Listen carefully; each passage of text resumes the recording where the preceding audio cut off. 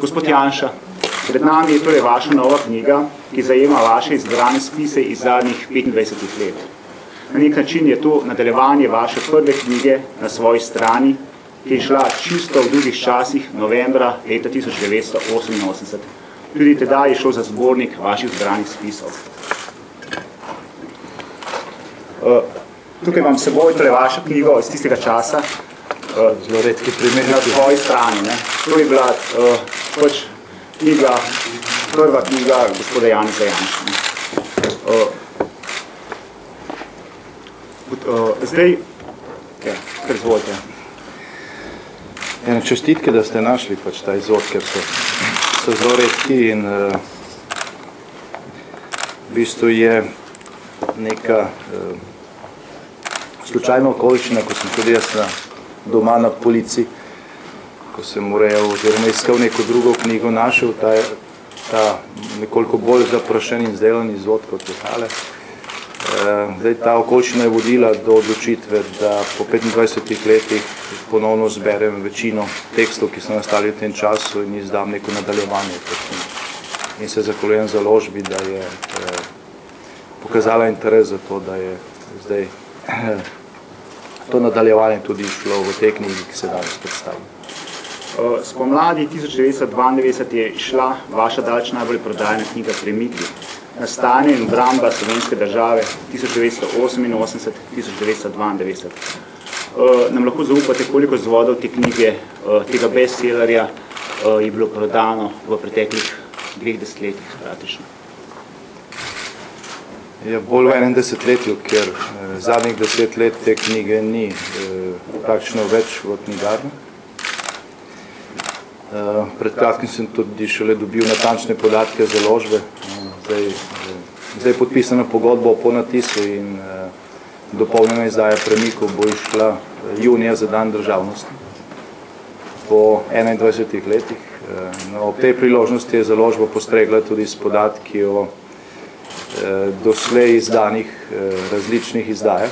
Išle sta 2 izdaji, druga je bila že nekoliko dopolnjena in potem ponatisnjena 6-krat, 7-krat, ampak samo v prvih 10 letih. Slovenskih izvodov Premika je bilo prodanih, mislim, da 63 tisoč, nekaj okrog te številke, 100 več ali manj, in potem še kakšnih 8 tisoč izvodov v angleški, nemški in hrvaški izdaji. Se pravi, okrog 70 tisoč v celoti. Bo to že rečeno, slovenska izdaja pošla že pred kakšne 10 leti in za dan državnosti letos, če bomo tako jaz kot založba izpolnili svoje obveznosti, bo išla pravzaprav 3. dopolnjena izdaja. Kaj pa knjiga Okopov, ki so išli leta 1994 jeseni, torej po aferi Depalivazi? Zdaj, ta knjiga mislim, da je išla v 17 tisoč izvodih, 17 500 izvodih in je bila v nekaj letih popolnoma razprodana. Mislim, da v letu in pol.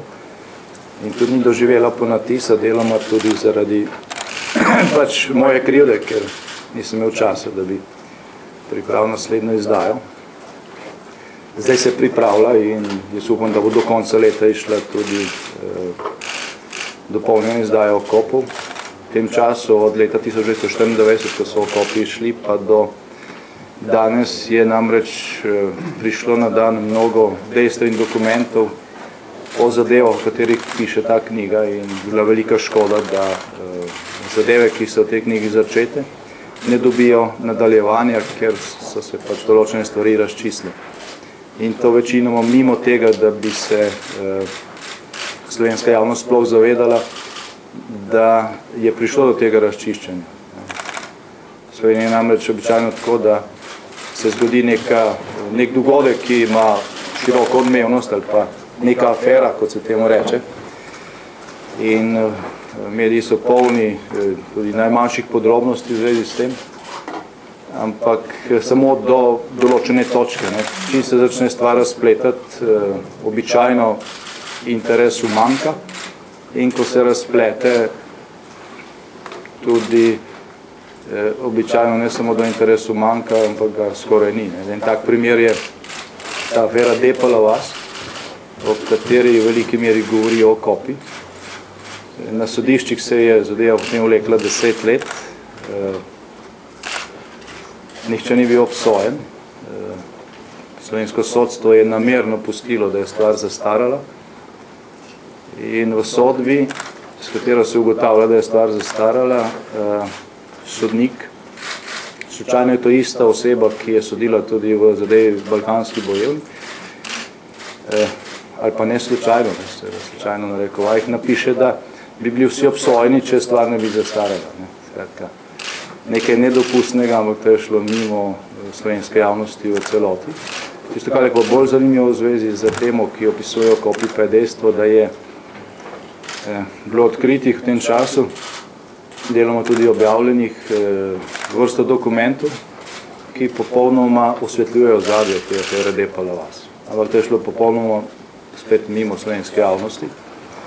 Se pogovarjam z ljudmi, vidim, da tega pravzaprav nihče ni opazil, nikogar ni zanimalo, tako da ta del dopolnjene izdaje okopov bo izjemno zanimiv za vse, ki vedo, kaj to je afera Depala vas. Se pravi, da so vaše knjige izredno dobro prodajane. Verjetno za te prodajne številke so vam vaši, če tako rečem, prijatelji na Slovenskem centru PEN verjetno kar malo neušljivi. Je res, da vas sedaj nekateri spet vabijo nazaj v Slovenski center PEN, saj so se z vašo izključitvijo mednarodno popremetili? To drži po mojih informacijah, mislim to zadnje po mojih informacijah je bilo veliko vprašanj strani mednarodnega PEN-a. Tam tudi jaz nekatere ljudi osebno poznam, z prejšnjih časov in sem lahko tudi neposredno zadeva pojasneval, vendar je stvar nekoliko bolj zapletena, jaz pravzaprav nisem bil izključen. Samo nek postopek so sprožili, ki ga niso dokončali. Jaz še vedno nimam nobenega sklepa izključitve, niti obrazložitve. Prav tako še vedno čakam, da mi pošljajo sploh zahtevo za izključitev, niti te nimam. Tako da se nimam na kaj pritožiti. In tisti, ki čakajo na to pritožbo, ne bodo še dolgo čakali, ker najprej morajo ta postopek tako izpeljati, da bo vsaj približno podoben nekemu postopku v organizaciji, kot je Mednarodno pisateljsko združenje, kajti zadnje gasilsko društvo v Sloveniji je sposobno v skladu s svojim statutom izpeljati nek postopek ali pa podelitev odlikovanja. Slovenski PEN pa tega do slej ni bil sposoben. No, če pustiva ob strani to sramotno epizodo, ki je del pretkane strategije, katere cilj je bil zrušitev vaše vlade in vas osebno. Zanima me, zakaj ste se odločili tako hitro po padcu vaše vlade, da izdate novo knjigo. Je to nekakšen odgovor na dogajanje zadnjih mesecev? Je to odgovor na medijski in politični pogrom nad vami? Ne, to knjiga je odgovor, ali pa knjiga vsebuje odgovore na tisto, kar se je dogajalo, ali pa na večino tega, kar se je pomembnega dogajalo zadnjih 25 let. To je zbornik tekstov, kot ste prej dejali, ki so bili v veliki meri že objavljeni na različnih mestih. V glavnem v periodiki, periodika se razgubi, knjiga ostane, to je pač motiv, da pomembnejši teksti po moji presoji izidejo tudi v sami knjigi. Je pa res, da sem se odločil za vrstni red teh tekstov, ki se začne sedaj in gre potem nazaj do leta 1988, to pa zaradi teh razlogov, ki jih pač navajate, zaradi aktualnosti. Čeprav tudi ta vrstni red ni popolnoma strikten. Tekst, po katerem ima knjiga tudi naslov, je nastal leta 2009, je na nek način nosilni tekst zaradi tega, ker se ukvarja z verjetno najpomembnejšo travmo slovenskega naroda v novejši zgodovini, ki še vedno ni zaključena in temu, kar je napisano tukaj, vsaj po mojem mnenju veliko ne bo možno dodajati, saj z moje strani, niti v prihodnih letih, zato je to pač zato je to pač nosilni tekst.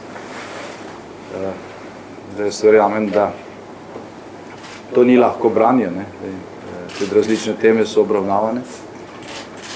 Je pa, zdaj, ko sem tekste ponovno urejal, sem videl, da je v teh refleksijah, ki so nastajale o posamičnih dogodkih, veliko opisov, ali pa po mojem mnenju veliko logičnih razlag določenih dogajanj. Zakaj se je kaj spremenilo, zakaj je neka stvar danes drugačna, zakaj isto ime recimo danes pomeni nekaj drugega, kot je včasih. Zdaj en tak primer, ki še mnoge vedno zavaja, je recimo revija Mladina. Zdaj, kmalu 25 let od procesa proti četverici in naših aretacij. V tistem času je recimo revija Mladina za Slovenijo predstavljala utelešenje pravice do svobode govora, svobode misli in tako naprej, izhajala tudi v nakladah, kakšna številka blizu 100 000, brala se je po celi Jugoslaviji, takratni slovenščine so se učili nekateri za to, da so lahko brali. Mladina v tistih časih prevajala se je v številne druge jezike, ko so tiskovne agencije evropskih in drugih držav pač povzemale vsebino tega tednika. In slovenske pomladi si brez Mladine, kot je takrat bila, praktično ni možno predstavljati. Vendar pa je potem, po teh dogodkih, po procesu, v skladu s to napovedjo, ki jo lahko preberete v neki drugi knjigi 7 let pozneje, ko sta Kučan in Ertel Tacnu naročila Udbi, da je treba uporabljati tudi druga sredstva, ne samo neko grobo represijo. Takrat je Udba enostavno Mladino polastninila. In 2 leti kasneje, ko je prišlo do osamosvojitve, je bilo to namesto orodja demokratičnih sil ali pa demokratične slovenske javnosti v bistvu orodje enega monopola, ki se je takrat mnogo spostavljalo. Slučajno, ko sem zbiral te tekste, ponovno naletel na eno številko Mladine iz januarja leta 90, to je bilo že po Majniški deklaraciji, v času, ko je že nastal Demos, ko je že Demos objavil svoj program Samostojne Slovenije. Takrat je recimo revija, ki je v prejšnjih letih veliko prispevala k temu, da je sploh prišlo do odprtja slovenskega prostora, začela napad na to temeljno idejo Demosa, se pravi na idejo slovenske osamosvojitve. Zdaj tukaj en tak primer. Na zadnji strani so objavljali črno piko, pod to črno piko je pa pisalo vaja, nepremično gledajte v črno piko tako dolgo, dokler ne ogledate samostojne Slovenije. Vajo ponavljajte vsak dan. Zdaj tudi vsebina te revije, urednik je bil takrat gospod Lesek, ki je danes predsednik sveta RTV-ja, je šla v bistvu karikiranje teh naporov za slovensko osamosvojitev. Slovensko vojsko so recimo risali z fračami v rokah in potem, ko je šlo za res, tiste zadnje tedne leta 1991, je ta revija tudi vodila tisti del sicer zelo manjšinskega dela slovenske javnosti, ki je osamosvojitvi nasprotoval. Za članki, ki so izhajali pod naslovi Samostojna Slovenija, ne hvala, in tako naprej in tako naprej. S tem, da se je krivilo naprej Slovenijo, da bo povzročila vojno z uresničitvijo plebiscitne odločitve in tako dalje. Tukaj v tem zborniku je nekaj tekstov, ki osvetljujejo ta zasuk, ki ga pa večina javnosti ni opazila, ker revija še vedno izhajala v enaki obliki, z istim imenom in tako dalje. In še danes, ko srečaš koga na področjih, ki so bili včasih skupna država, recimo, mislim, da kakšno leto, dobro leto nazaj sem srečal v Prištini Adema Demačija, to je bil jugoslovanski Nelson Mandela, človek, ki je bil 28 let zaprt v jugoslovanskih zaporih zaradi pač kritike oblasti, zelo blage kritike.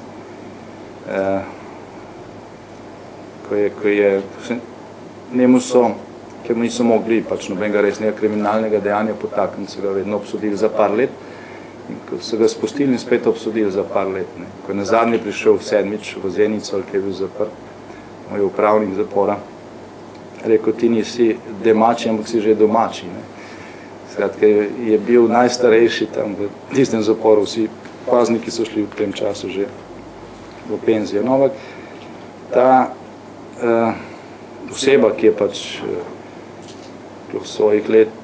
svojim letom izjemno čila, še vedno recimo misli, da je Mladina danes v Sloveniji revija, kot je bila takrat. Ne mene sprašal, če še vedno pišem za Mladino. Sem rekel, da ne pišem, piše pa Mladino o meni. Velika razlika. To samo kot neka ilustracija tega, da se v Sloveniji marsikaj zgodi z velikim pompom, ostane v naši zavesti, potem bo prije do spremembe, isti pojem ne pomeni več istega, ampak ne. Tega se ne zavedamo veliko krat in to vnaša veliko zmedo. Ko sem urejal te tekste in ko sem bral te stvari za nazaj, sem videl, pač, da je to en tak kontinuiran spopad z tem potvarjanjem, z neko formulo, ki je bila zelo jasno orisana tam v začetku leta 1988 pred našim procesom na tistem znamenitem sestanku v Tacnu. Poleg priporočila k branju te knjige, tudi priporočilo k branju knjige 7 let pozneje, mislim, da bo založba Karantanja, ki jo vodi moj takratni zaporniški prijatelj David Tasič, zdaj izdala ponovno. To knjigo, ki je šla tudi mimo, čeprav vsebuje osvetlitev ozadja, dogajanja, procesa proti četverici, kakršnega nikjer drugje ni, ker gre predvsem za dokumente, ki govorijo sami zase. Veliko tega je, kot sem zdaj videl, uporabil tudi Igor Omerzo v tej svoji knjigi o procesu. Rdeča nit vaše knjige je upor proti škodljivim monopolom in zlorabam, ki so se dogajale vsa leta tranzicije. Na te stranpoti našega družbenega, političnega, gospodarskega življenja ste kot politik vse skozi opozarjali. Torej, ta boj, vaš boj proti monopolom, torej za normalno državo. Zdaj, to je bil ključni problem že v času, ko je Slovenija sploh nastajala in recimo razlika med časom pred 25 leti in časom, ki ga živimo danes, je v tem, da je mogoče marsikateri pojem takrat bolj odražal svojo osebino, svojo pravo osebino, kot danes, ko se je vse skupaj že tolikokrat predelalo, pa premlelo, pa skušalo obrniti v svoje nasprotje, da si ljudje pravzaprav velikokrat ne predstavljajo prave vsebine pod nekim pojmom, ali pa je možno vsako stvar zrelativizirati in obrniti v svoje nasprotje, recimo. In tak primer je beseda poštenja. Pred 25 leti se je vedelo, kaj to je, nihče ni skušal te besede zlorabiti. Zdaj, po 25 letih pa je to bistveno drugače. Vse to ne bilo možno, če si nekdo v tem času ne bi stalno prizadeval za to, da ima monopol nad resnico, oziroma, kot je rekel Milan Kučan tam nekje sredi 90 let, obstaja več resnic.